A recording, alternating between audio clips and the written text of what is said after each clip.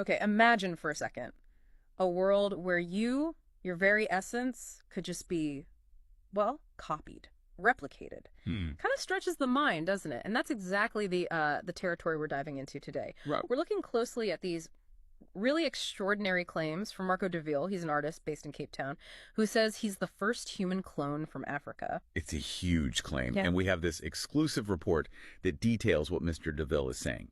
So, our mission here in this deep dive is really to unpack all of that. Yeah, what's he actually alleging? What specifics does he give? Exactly. And then what are the bigger picture implications? For biotech, for society, for you listening, we want to give you a solid but hopefully easy to grasp picture of this whole thing as it stands. Okay, let's get into it then. Marco De Vil, an artist. It's not the first profession that jumps to mind when you think about, massive biological breakthroughs like human cloning, is it? No, it really isn't. You picture Well, scientists, labs. white coats, yeah. Complex gear. Not necessarily someone working in art. It definitely adds a sort of unusual layer to it all. It's unconventional, for sure. And maybe that makes it even more intriguing. I mean, artists explore concepts, they push boundaries, challenge Yeah. norms. True. So you could see that background as totally separate from science. Or maybe it gives them a unique perspective on what something like this means. So what's the absolute core claim here, the thing that's got everyone talking? The central point is this. Marco De Vil says he got approval for and then actually went through a human cloning procedure. Wow. And critically, he links this to a private program. A program he says has ties to Colossal Biosciences in Dallas, Texas. Colossal Biosciences. Okay, yeah, the name definitely rings a bell. Aren't they the company trying to bring back the woolly mammoth and things like that? That's them. Yeah, their public work, the stuff that gets the headlines, is all about de-extinction, using genetic engineering to, revive extinct species, the mammoth, the dire wolf. Which is already pretty mind-bending stuff. Absolutely. And that context matters. It shows Colossal is already, let's say, operating right at the edge of biotech, getting a lot of attention. But this alleged jump to human cloning, that would be, well, monumental and obviously way more controversial. Okay, so when did all this supposedly happen? What's the timeline he gives? According to DeVille, the approval process kicked off in late 2020. Then, he says the actual experimental cloning initiative took about 2 years to unfold. 2 years. Kind of under the radar, it sounds like. And he apparently traveled quite a bit during that time to some significant places. Yes, he specifically names Cambridge in the UK, Boston in Massachusetts, and Dallas, Texas. Right. Big hitters. Exactly. Yeah. They're all major global hubs for, top-tier universities, biomedical research, and the kind of private labs where very advanced, maybe even secret research could potentially happen. The concentration of talent and facilities there. Mm. It adds a certain geographical logic to his story. But Colossal themselves, I mean, they haven't put out a press release saying, hey, we cloned a human, have they? No, definitely not. There's been zero public statement from Colossal Biosciences about any human cloning research. So how does he explain that? DeVille's explanation involves compartmentalized, heavily encrypted departments within the company. He claims they operate under something he calls international bioprivacy protocols. Bioprivacy protocols. Okay, yeah, the idea being that only a very, very select group knows the full scope of this work, even inside Colossal. Now, that level of secrecy, it's extreme, but maybe not entirely impossible for, say, early-stage research with massive legal and ethical question marks hanging over it. And he claims he has proof, something solid. He says he has an official cloning certificate.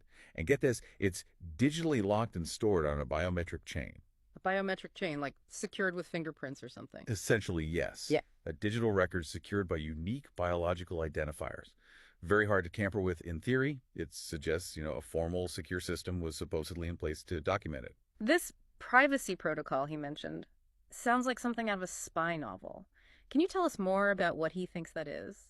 Well, DeVille describes it as a kind of legal and ethical shield designed to protect this kind of early-stage biotech work from public view while regulations catch up. He actually has a quote about it that's pretty striking. He says, "It's not just science, it's geopolitics, it's culture, and it's identity. If the world knew how close we are to making biological duplication a reality, it would change everything." Wow. So he sees this as having huge, world-changing implications. Absolutely. He's Yeah. framing it in a very broad societal terms. And it really brings up that classic tension, doesn't it, between scientific advancement and public knowledge, public oversight, especially with something this potentially transformative. And it doesn't stop at just cloning himself, does it? He suggests there's even more advanced stuff going on at Colossal. Yes, he makes these broader claims too. Yeah. Things like neurological memory transfer. Transferring memories. Right. And biosynthetic cellular upgrades, even recovering consciousness after death. Now, it's really important to stress, these ideas go way beyond current scientific understanding and capabilities, particularly around neuroscience and consciousness. Okay, so that part sounds more speculative, maybe. Highly speculative, based on current public science. But it paints a picture of the kind of almost sci-fi level ambition he alleges is happening behind closed doors. And the report mentions his mother. She noticed things, changes in him, frequent travel. That kind of adds a human touch, doesn't it? It does. It's not hard evidence of cloning, of course not. But her account, him traveling a lot, being secretive, and her feeling that this journey changed him, it does fit the narrative he's presenting. It grounds it a little, gives it a personal dimension. And his art has changed too, reflecting these experiences he claims to have had. That's another interesting piece. Thanks. Since 2023, apparently his creative work has shifted. It now incorporates themes of transhumanism, merging tech and biology, plus ideas about frequency manipulation, sound architecture. You could read that as him processing profound personal experiences, or maybe just engaging conceptually with the very ideas he's talking about. It adds another layer of complexity, for sure. So let's just state it plainly. If any of this turns out to be true, verified. It's massive.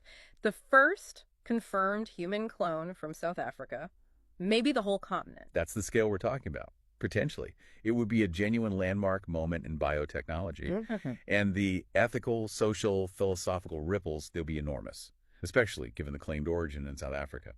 Now, we have heard cloning claims before, haven't we? I remember like that rapper Kid Buu, and wasn't there a group called CLONES? How is this different? That's a fair point. There have been other claims, Kid Buu, CLONES, often quite sensational. What seems different here, perhaps, is the structure of the claim. How so? Well, De Vil's alleged link to a known, scientifically credible, at least in de-extinction company like Colossal, plus the specific timeline, the name travel to major research hubs.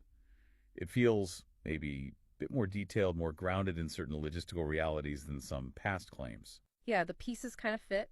On the surface anyway, Colossal is known for pushing boundaries biologically. He was apparently in these key places, Cambridge, Boston, Dallas. It makes the story, well, harder to just wave away. Exactly. It doesn't prove anything, let's be clear. But those logistical elements, the ambitious company, the travel to biotech centers, they create a narrative coherence that maybe some previous claims lacked. It suggests, potentially, a more organized, well-resourced effort if the claim is real. And all this just throws up some huge questions, doesn't it? Like, is civilian bioexperimentation actually becoming a thing? Is cloning going to be like a real identity choice? It's a lot to take in. For you listening, you have to ask, what kind of future do we even want with these powerful tools? It really forces us to confront some fundamental issues about where we're heading. Are we stepping into an age where this kind of advanced biowork happens outside the usual strict controls? Could biological copying become a path someone could choose? And crucially, do we have the ethical rules, the laws ready to handle that? Yeah. De Vil's quote really hammers it home. We're already there. The only question now is who gets access and who gets left behind. That sense of urgency and inequality. So just to be clear, we're not saying this is proven fact. We're presenting it as a discussion point, a possible look into where biotech might be going very soon. Precisely. Think of it as an unfolding story, a potentially significant new chapter in how we think about biotechnology and what it means to be human. Okay, so wrapping up the core points. Marco De Vil, South African artist, claims he was part of a secret 2-year human cloning project. He links it somehow to Colossal Biosciences, says he traveled to key biotech hubs like Cambridge, Boston, Dallas, claims he has a digitally secured cloning certificate. And this all happened under a so-called privacy protocol. That covers the main assertions, yes. And supporting that narrative, you have his account of the process, the alleged colossal connection, the travel details, plus those observations from his mother, and the shift we see in his artwork. It is an absolutely extraordinary claim, no doubt about it, and definitely one where we need more information, more verification to really understand what's going on. Without question. Yeah. If this is accurate, the implications are just immense. We'll certainly be keeping a very close eye on any further developments. It really does make you think, though, doesn't it? As biology and technology keep merging faster and faster, it seems, what does it actually mean to be human anymore? And what kind of world is that creating for the future? Lots to chew on there. And that brings us to the end of this deep dive.